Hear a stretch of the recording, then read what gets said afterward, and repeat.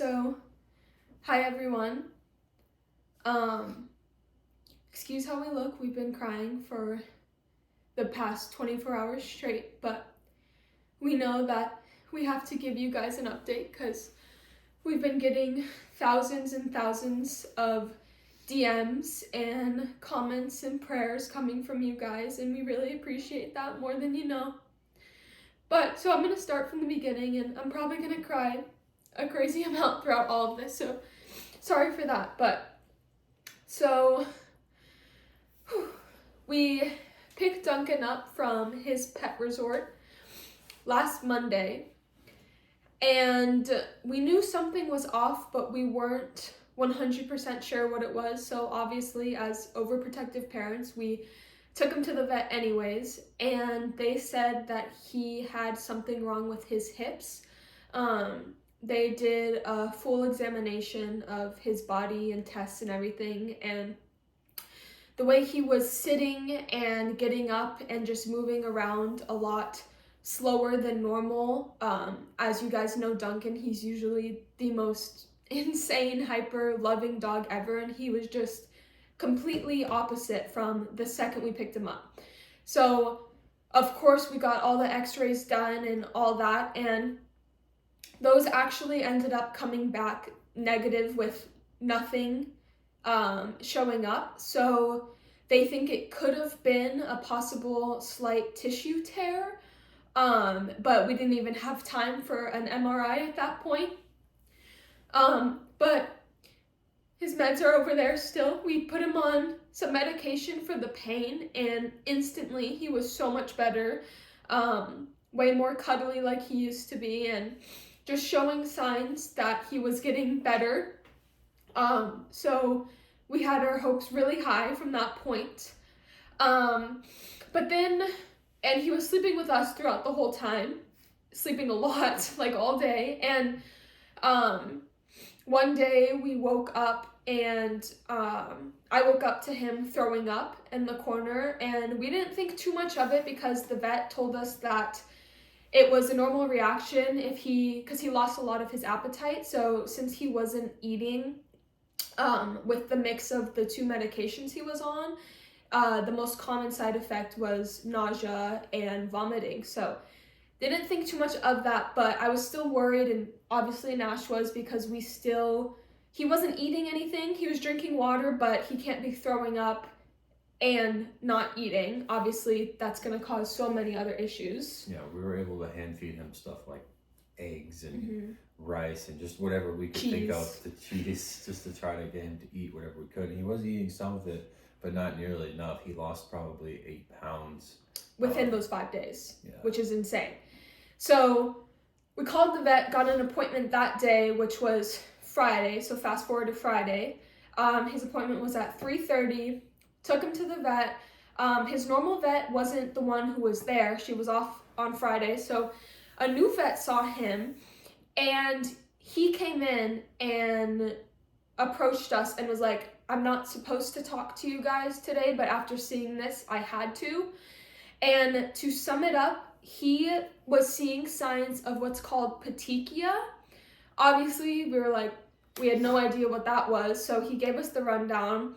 There can be completely different severity levels. It can either be completely moderate, not a problem, or extreme. But we still weren't sure at this point what exactly it was.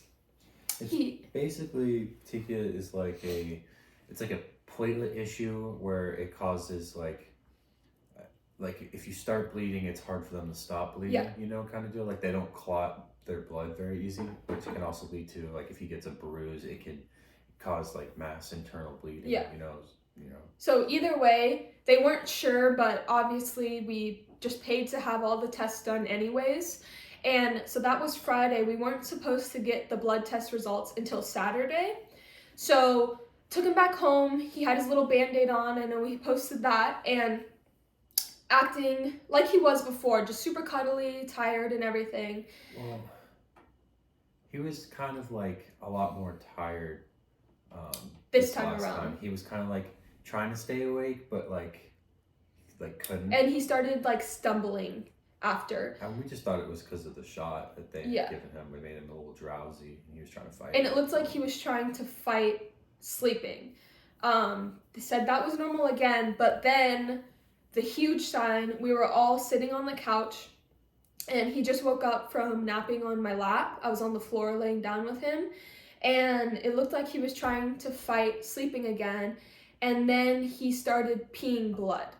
It looked to me like as if he just got shot, and that, you know, when someone like bleeds out on the floor, that's what it looked like. So I start freaking out. Nash picks Dunkin up, we called the vet, and they gave us the closest and best ER to go to. So we packed everything up for him and us, and we rushed to the ER, and we started telling them from start to finish what I've already told you guys. And they took him back. At this point, we just thought, like, man, it's going to be an expensive day, but he's going to come back healed, or even stay overnight and come back healed. So we weren't stressed at all. I mean, obviously, you guys know how expensive vet bills are, so that was the only thing on our mind. We just thought he was going to go in, they were going to do their job, and he was going to be fixed. And we waited for about an hour. They did more blood tests, because once again, we still haven't gotten those results back. It was supposed to be today.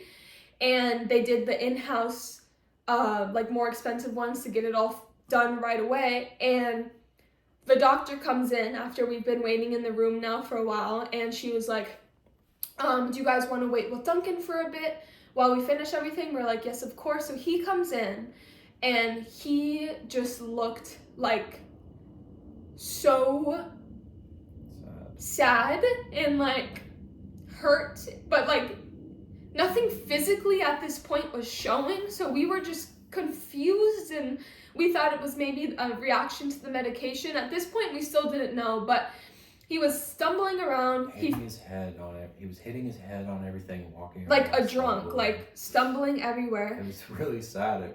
It broke my heart. And then I couldn't even watch, and he fell asleep next to us, and Nash was helping clean him up, because at this point he was drooling an insane amount, like literal puddles in front of him. So Nash was cleaning that up, and then we're waiting and waiting and waiting, and we see him start to bleed again. And we press the red button, and the vet comes in, and she takes him back. There's still, even she was like, what's happening? Like, she just seemed just as confused, if not more, than we were. And she takes him back, and now the real doctor comes in. At this point, we knew something was wrong. And she comes up to us, and they did the blood test, and they got the results, and his white cell blood count was supposed to be in the 20,000s, and at this point it was in the upper 70,000s, and his platelets were extremely low, which is extremely dangerous, and he had internal bleeding in his brain and his lungs and everywhere it shouldn't be. And she told us that pretty much the only option was euthanization, because we could have spent thousands and thousands and had him hospitalized, but it would be months of him suffering and a still very high likely chance that he wouldn't make it out alive. So he would just spend those 3, 6, 8, whatever months just in a lot of pain, and we wouldn't even be able to see him. And she told us that if it were her dog, the best option would be euthanization, because the last thing you want is for your dog to die suffering and make it last longer than it has to. So at this point, Nash and I are breaking down, and we have to make that decision, which was the hardest decision that I've ever had to make in my life. But I knew it was the right one, and I wasn't going to be selfish, because I wanted him to pass peacefully, and it was too late. And I mean, it happened last night, so everything's still super fresh, but they still don't know if it was petechiae, whatever it was. It could have been genetic, it could have been cancer, it could have been an immune disorder, it could have been so many things, and they still said that they do not know what it was. And keep in mind we only took him to like 5-star rated, you know, veterinary clinics, so he had the best of the best to look at him. And they didn't even show any sign of concern until that morning when the new guy vet came and told us that. And we then had, before we knew it, had to pick out a urine and think of all these things that we were going to have to, like, trying to make these decisions when you're in this state. I couldn't even stand, let alone, like, make these decisions. It didn't feel real. And we got put in a private room, and they wheeled Dunkin in on a cart, and he was in a little blanket. And he looked like he wasn't in pain anymore because they put a sedative in him and he was sleeping. And we had to say goodbye.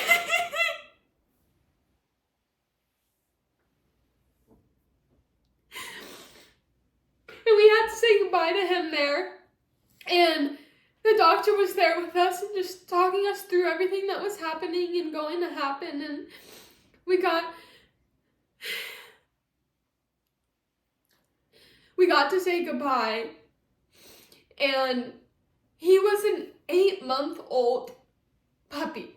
We picked him up at 8 weeks, so we had 6 months to love him and to know him, and we are so grateful that we got to give him the best life possible, because there are millions and millions of dogs that don't have that life, and knowing that we were able to pick him and provide for him and give him the love, and he was loved by our family, our friends, and you guys, so many people.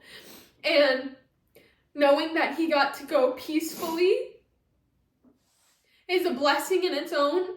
And in honor of him, Nash and I have decided that we want to open a charity in his name and have him be the mascot for it, to be able to help families around the world that don't have enough financial stability to help provide for their pets, because the bills are insane. If you've had a dog, you know, or a cat, whatever, and we want to be able to have his legacy live on and in a positive way, help other people, because we think we got to have him for a reason, and we want to be able to spread what we have and the reach he has on social media and just everything, whether we're helping one family or 100,000 in the end, it does not matter, because one is enough impact for us. And it's going to be really hard like his bone that he didn't even finish is still by my bed from the night before, from before he passed, and his food is still there, and his water bowl with his name and his toys he didn't even have a chance to play with yet. He has this giant chest of toys over there that are just waiting for him, and he's not going to be able to do that. So obviously we're going to donate that, but we both believe in soul dogs, and eventually when the time is right, we're going to get another golden puppy to be able to let him live through that dog. And it's going to be hard, but we're going to get through it. And thank you guys for all the love. Yes, thank you. And we'll keep you updated if you guys want to help with the charity at all, to help other families in need, or if you guys yourself are currently being impacted with a similar issue or whatever it may be, we'll be in touch with that. But for now, we just thought it was right to update you guys. And yeah, I don't know. Obviously, it's hard. We're very sorry, because we know this is going to be hard for his fans as well as it is for us. And thank you for all of your support along the way and showing Dunkin so much love and making his life that more meaningful. Yeah. We're sorry that we have to give you guys this kind of news, but everything happens for a reason. And again, thank you guys, and we